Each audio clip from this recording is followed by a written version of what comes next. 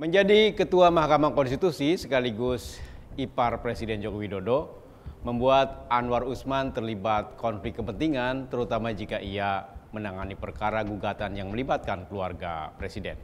Seperti proses penetapan keputusan permohonan uji materi batas usia calon Presiden dan Wakil Presiden yang akan berlaga dalam pemilihan umum 2024.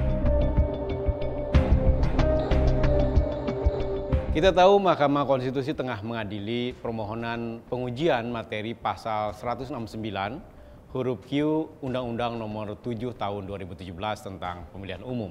Pasal itu menetapkan syarat usia minimal 40 tahun bagi calon presiden dan wakil presiden dalam pemilu.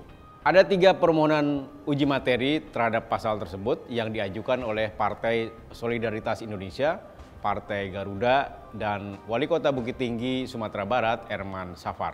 Mereka kompak meminta ambang batas usia calon presiden dan wakil presiden diturunkan menjadi 35 tahun. Belakangan ada juga gugatan dari Arkaan Wahyu Rea dan Almas Syakhibiru Rea.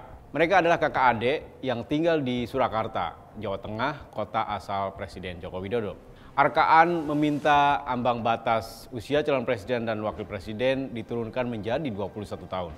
Sedangkan Almas mempertahankan usia 40 tahun, namun menambahkan syarat kandidat berpengalaman sebagai kepala daerah di tingkat provinsi maupun kabupaten atau kota jika tidak memenuhi syarat batas usia. Kedua mahasiswa itu akhirnya mencabut permohonan mereka.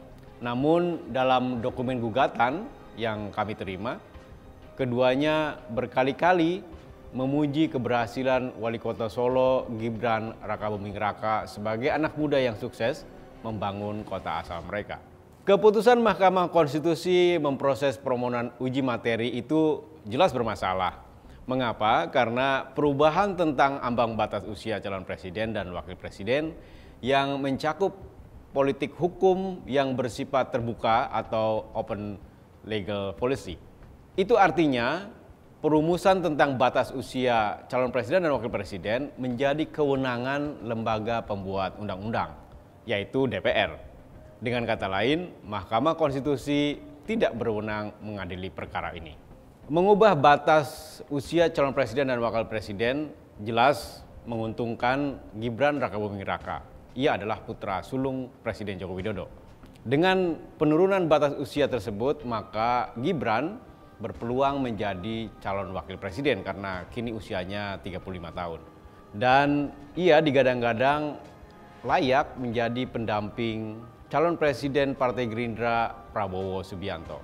Sejauh ini upaya dan lobi para politikus Koalisi Indonesia Maju menjodohkan Prabowo Subianto dan Gibran terganjal aturan batas usia calon wakil presiden. Kepada media, Ketua Mahkamah Konstitusi Anwar Usman pernah memberikan pernyataan tentang gugatan ambang batas usia calon presiden dan wakil presiden itu. Seolah-olah ia memberi syarat bahwa Mahkamah Konstitusi akan mengabulkan permintaan para penggugat. Anwar misalnya menyebutkan banyak pemimpin dunia datang dari kalangan muda. Kode etik dan perilaku hakim konstitusi jelas melarang hakim memberikan komentar atas perkara yang akan atau sedang mereka periksa atau bahkan sebuah perkara yang sudah mereka putuskan. Apalagi Majelis Hakim Konstitusi sesungguhnya sudah merampungkan pemeriksaan atas gugatan ambang batas usia calon presiden dan wakil presiden pada pertengahan September lalu. Pada 25 September, rapat permusyawaratan hakim sudah digelar untuk membuat putusan atas gugatan tersebut. Hasilnya, mayoritas majelis hakim menolak uji materi yang artinya batas usia calon presiden dan wakil presiden tetap 40 tahun. Anehnya, pengumuman hasil kesepakatan yang semula akan disampaikan 3 hari kemudian malah ditunda.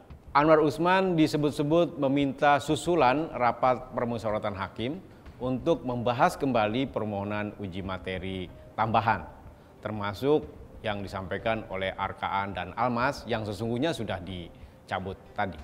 Karena itu Mahkamah Konstitusi seharusnya tidak mengubah pembacaan putusan, apalagi dengan motif mengubah hasil kesepakatan para hakim yang sudah bersidang sebelumnya. Majelis Kehormatan Mahkamah Konstitusi seharusnya turun tangan memeriksa berbagai keganjilan ini, apalagi ada indikasi pelanggaran kode etik dalam konferensi tersebut. Dugaan konflik kepentingan Anwar Usman perlu mendapat perhatian khalayak sebagai perkara yang serius. Peraturan deklarasi kode etik dan perilaku hakim konstitusi secara tegas menyebutkan bahwa hakim konstitusi harus menjaga independensi dari pengaruh manapun, apalagi mengakomodasi kepentingan politik keluarga. Hakim konstitusi lainnya tentu saja harus berani menolak berbagai intervensi untuk memuluskan perubahan batas usia calon presiden dan wakil presiden. Tanpa keberanian itu, kredibilitas lembaga ini semakin ambruk dan Mahkamah Konstitusi akan bersalin menjadi mahkamah keluarga. Simak editorial dan liputan selengkapnya hanya di majalah.tempo.co.